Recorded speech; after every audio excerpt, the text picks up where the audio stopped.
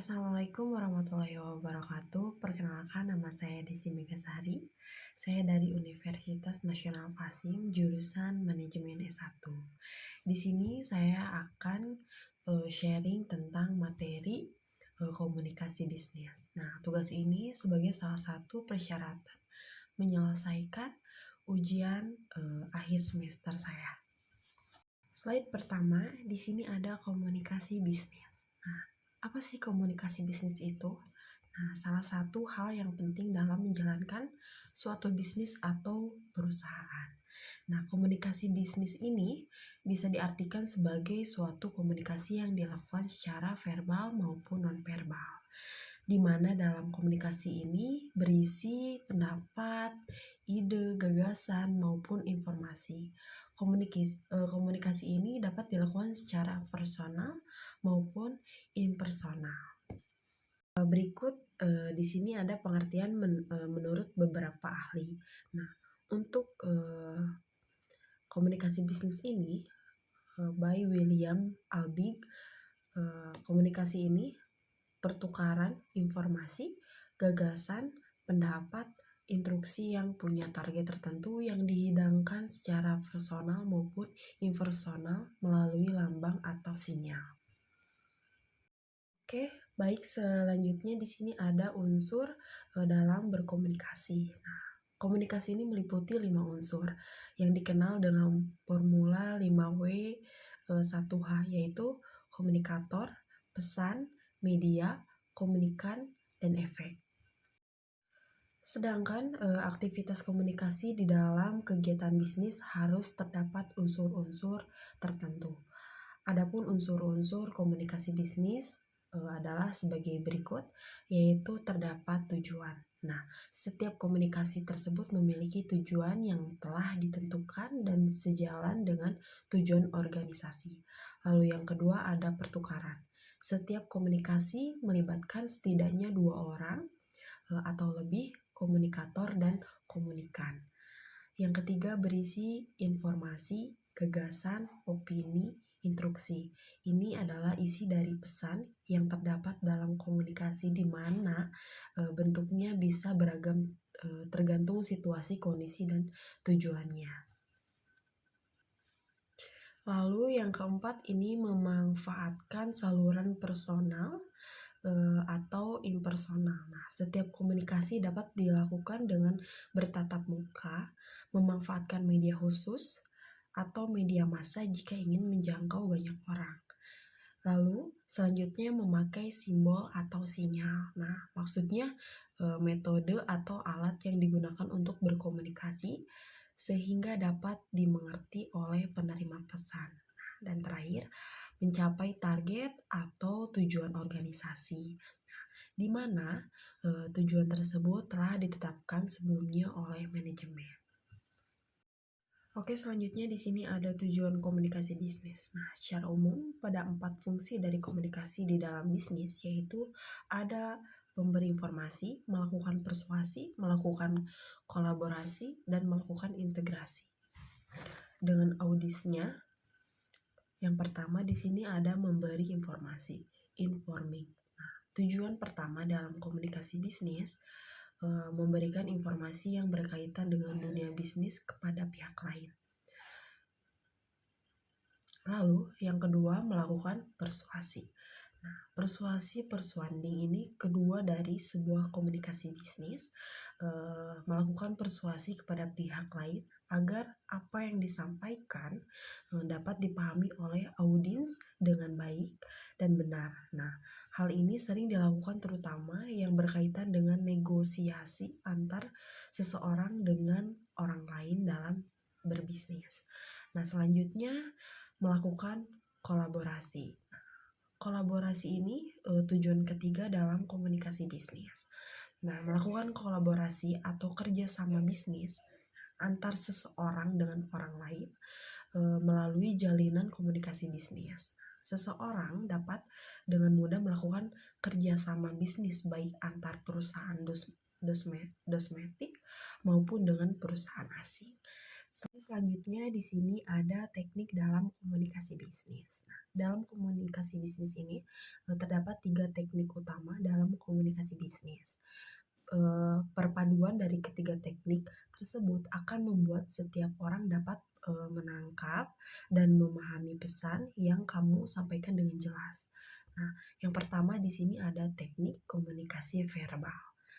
Teknik ini digunakan untuk, mendiskusikan sebuah gagasan atau ide, mengekspresikan opini, menjawab pesan dan, pendengar yang baik.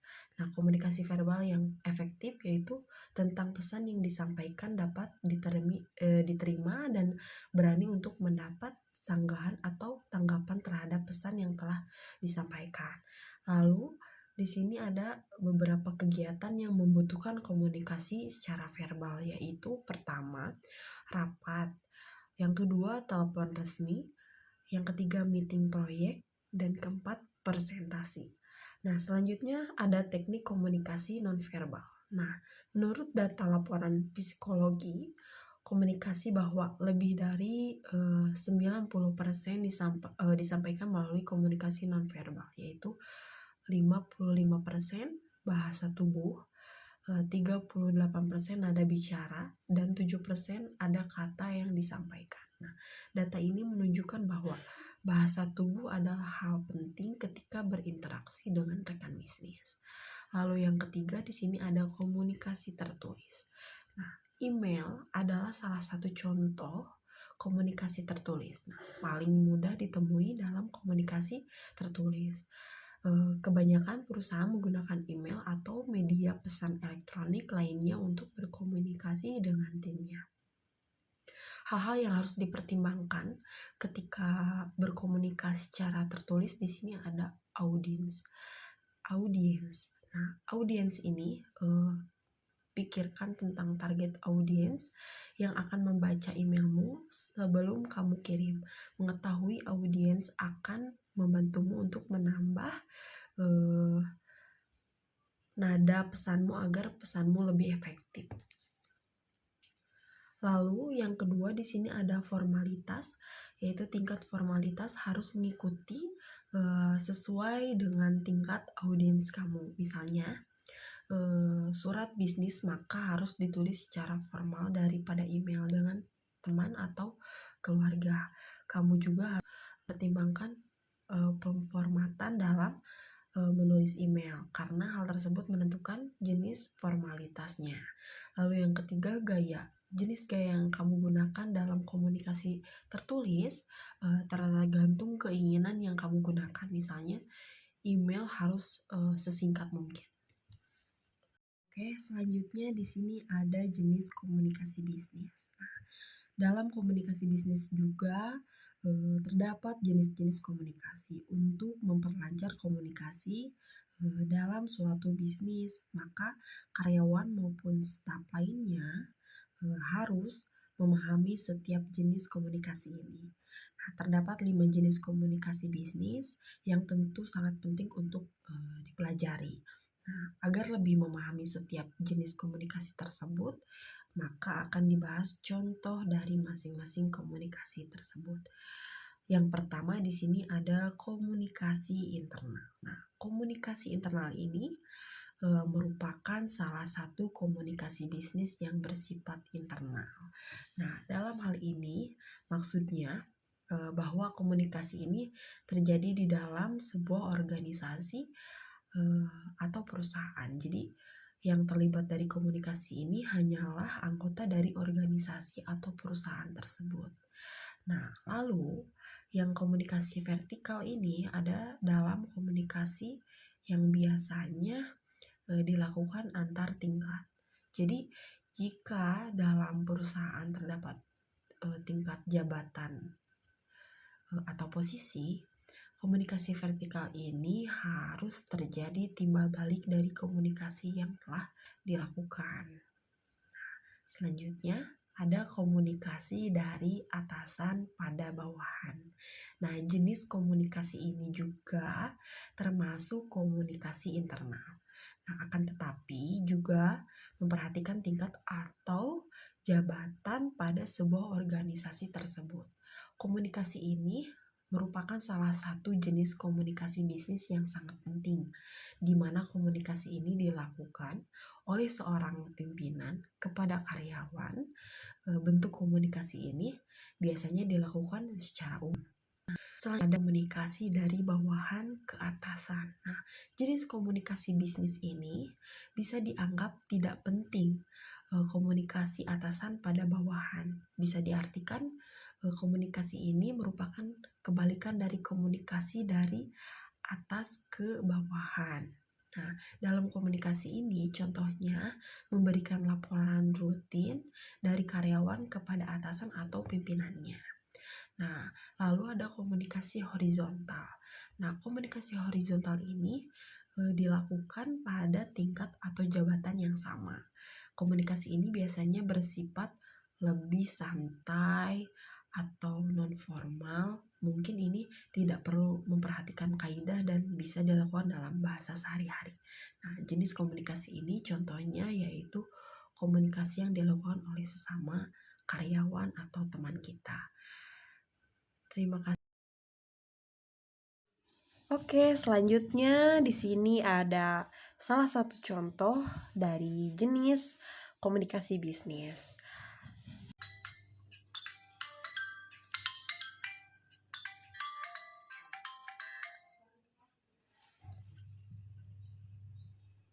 Assalamualaikum, selamat siang Bu. Waalaikumsalam, ya selamat siang, ada apa? Iya nih Bu, maaf banget Bu. Saya mau minta izin Bu karena ada urusan keluarga di kampung. Saya ingin ngambil cuti selama 1 minggu. Apa saya diberikan izin untuk meninggalkan pekerjaan selama seminggu nih Bu? Wah, lama sekali. Bagaimana menyelesaikan pekerjaan yang tertinggal nanti? Kalau masalah itu sudah saya pikirkan sebelumnya Bu. Ibu nggak perlu khawatir. Bagaimana Bu? Baiklah, kamu saya beri izin selama seminggu, tapi pekerjaan harus beres ya. Ya, terima kasih banyak ya Bu ya. Ya Bu, selamat siang Bu. Ya, sama-sama. Oke, sekian untuk penjelasannya. Mohon maaf bila ada kekurangan. Semoga bermanfaat ilmu yang saya sampaikan.